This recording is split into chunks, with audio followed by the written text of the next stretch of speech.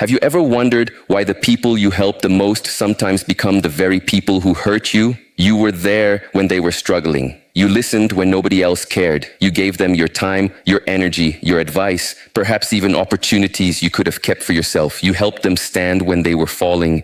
And yet, after they became stronger, they sometimes became distant. Some forgot what you did. Some began taking your kindness for granted. And some even turned against you. This can leave you asking a painful question. Why does this keep happening to me? But perhaps the lesson is not that you should stop helping people. Perhaps the lesson is that you must learn how to help without losing yourself. Kindness without boundaries can become self-neglect. Generosity without awareness can create entitlement. And constantly rescuing people can prevent them from developing the strength they need to stand on their own. There is a difference between giving someone a hand and carrying them through life. When you understand that difference, betrayal becomes less confusing. You begin to recognize that not everyone deserves the same level of access to your time, energy, trust, and attention. You learn that saying no does not make you selfish. You learn that allowing someone to face the consequences of their choices is sometimes more helpful than constantly saving them. Most importantly, you stop expecting your sacrifices to purchase loyalty. Help because it reflects your character, not because you expect someone to repay you with permanent devotion. Today, we will explore why the people you help can sometimes betray you, what your generosity may be teaching others, and how you can remain compassionate without becoming someone else's source of endless rescue. Because the goal is not to become colder, the goal is to become wiser. Keep your heart open, but keep your eyes open as well. There is a difference between helping someone and saving someone, and understanding that difference can completely change the way you approach relationships. Helping means offering support while allowing another person to remain responsible for their own life. Saving means taking responsibility for problems that do not belong to you. When you constantly save people, you may believe you are being generous, but you can accidentally create dependence. Imagine someone who repeatedly makes the same mistake. Every time the consequences arrive, you step in, you solve the problem, provide the money, make the phone call, offer the solution, or protect them from discomfort. At first, they may be grateful. But if this continues, something changes. Your help becomes expected. Eventually, they may no longer see your actions as kindness. They may see them as your responsibility. This is where resentment can begin. When you finally become tired and say, "I cannot do this anymore," the person may accuse you of abandoning them. They may forget all the times you helped and focus only on the moment you stopped. You might think, "After everything I have done, how could they treat me this way?" The answer is uncomfortable because you may have trained the relationship to revolve around what you provide. This does not mean the other person is justified in betraying you. It means you must understand your own role in the pattern. Real help should strengthen someone's ability to stand independently. If someone is struggling, teach them what you know. Encourage them, give them an opportunity, offer support when they genuinely need it, but do not repeatedly remove every obstacle from their path.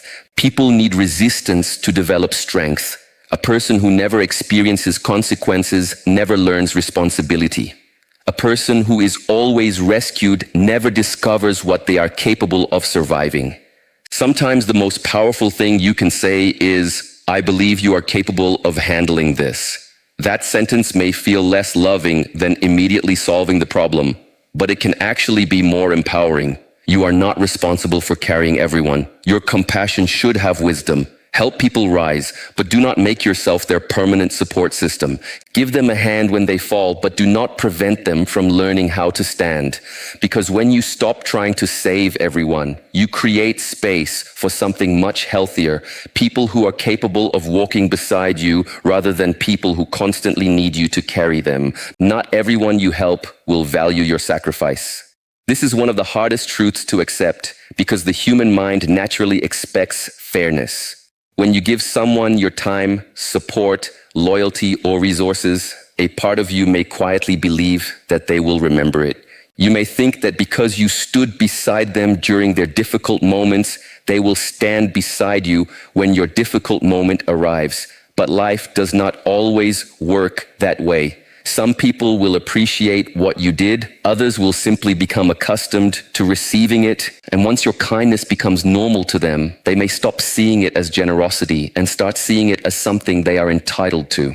This is where disappointment begins. Imagine someone who always solves another person's problems. At first, the person receiving help feels grateful, but if the help continues every time there is a problem, gratitude can slowly become expectation. Eventually, when the helper says, "I cannot do this anymore," the other person may not respond with understanding. They may respond with anger. Why? Because they are no longer reacting to the loss of a gift. They are reacting to the loss of something they believed they had a right to receive. This is why you must never measure the value of your kindness by the reaction you receive from others. If someone fails to appreciate your sacrifice, that does not mean your sacrifice had no value. It means you gave it to someone who may not have had the awareness, maturity, or character to recognize it. Do not allow their lack of gratitude to make you ashamed of being generous. Instead, become more conscious about where you place your generosity. Help someone who is trying to help themselves, support someone who takes responsibility for their life. Give opportunities to people who respect opportunities. Offer advice to those who are willing to apply it. Your kindness should create strength, not dependency. And remember something even deeper. You do not need to remind people of everything you have done for them. If you constantly need recognition for your sacrifices, then your giving may have become tied to your identity. Give because you choose to give. And when someone does not appreciate it, step back without bitterness. You can accept that they did not value what you gave without allowing that disappointment to destroy the goodness within you. Your lesson is not to stop giving. Your lesson is to give with wisdom. Stop giving from a place of fear. This is one of the hardest lessons to understand because sometimes what looks like kindness is actually the fear of being rejected, forgotten, abandoned, or no longer needed. You may tell yourself that you are helping because you care, but deep inside there can be another voice saying, if I stop doing everything for them, they may leave me. That is where generosity becomes dangerous. When you help because you genuinely want to contribute, your mind remains free. You give and you move forward. You do not constantly monitor whether the other person appreciates you.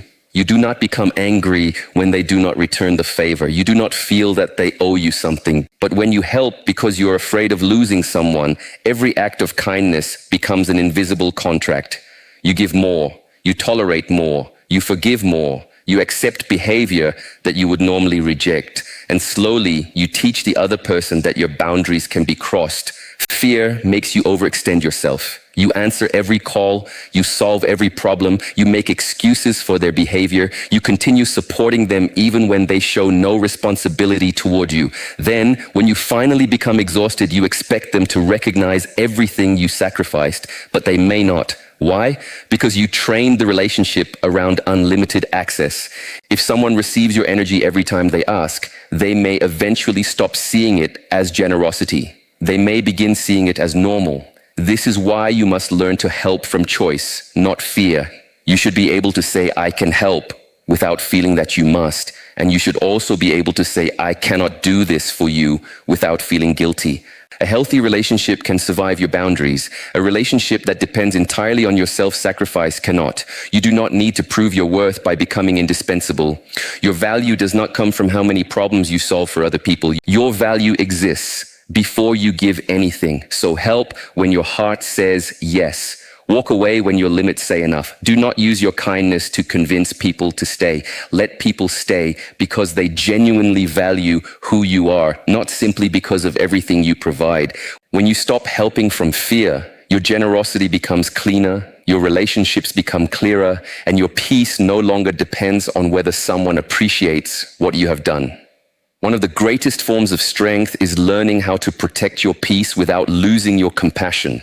Many people believe that having boundaries means becoming cold, distant, or selfish. But boundaries are not walls designed to keep everyone out.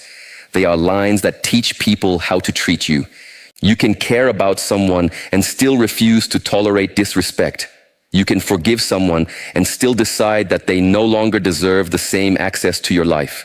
You can help someone without allowing their problems to become your permanent responsibility. When you have no boundaries, your kindness can slowly become an invitation for people to take more than you intended to give. You answer every call, you solve every problem, you make excuses for their behavior, you keep giving second chances even when nothing changes. Eventually you become exhausted and the relationship becomes unbalanced. Then, when you finally say no, the other person may act as though you have betrayed them, but you did not betray them.